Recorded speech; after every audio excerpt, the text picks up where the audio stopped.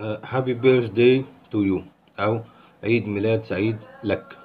هنتكلم عن أصل الأغنية دي وسبب انتشارها ومين أصحابها. في الحقيقة الأغنية دي طبعا كلنا عارفين إنها أصبحت الأشهر أغنية للاحتفال بمناسبة الاحتفال السنوي بمناسبة عيد الميلاد في العالم، أشهر أغنية باللغة الإنجليزية تحديدا. الأغنية دي اترجمت أو تم ترجمتها ل 18 لغة أو أكتر حول العالم. عفوا. آه، قيل إنها كتبت سنة 1893، واللي كتبوها ولحنوها كانت ميلدريد هيل وباتي هيل، أو ميلدريد وباتي هيل، هما أختين والاتنين كانوا بيشتغلوا معلمات. بعد كده طبعا الأغنية دي أصبحت ملكية عامة ودخلت موسوعة جينيس للأرقام القياسية زي ما قلنا. هي في الأصل أصلا ما كانتش اسمها هابي بيرثداي تو يو أو عيد ميلاد سعيد لك. هي في الأساس كانت اسمها صباح الخير للجميع، وده كان شعار أطلقوه باتي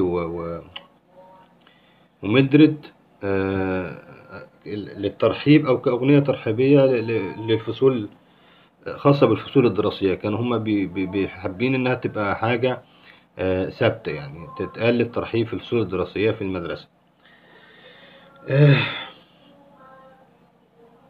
لكن طبعا هي ما بدأتش كقصيدة، يعني هي طبعا بدأت ما كانتش بتبدأ زي ما قلنا كقصيدة للاحتفال بعيد الميلاد، وأصبحت بعد كده أغنية كلاسيكية يعني بتطلق في الاحتفال السنوي بعيد الميلاد حول العالم.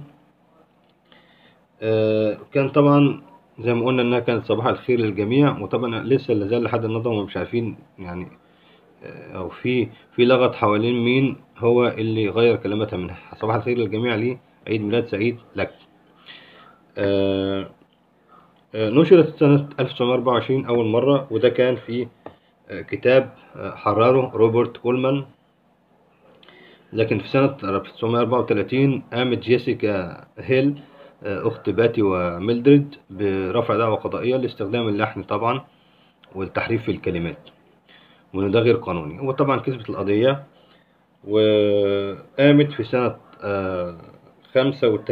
1935 تحديدا قامت جيسيكا بنشر الأغنية بالمطلع اللي هو هابي بيرث داي تو يو بدلا من صباح الخير للجميع، وانتشرت بهذا الشكل ليومنا الحالي. وعلى فكرة لسه من قريب جدا كان في قضايا مرفوعة واتبت فيها أخيرا في أمريكا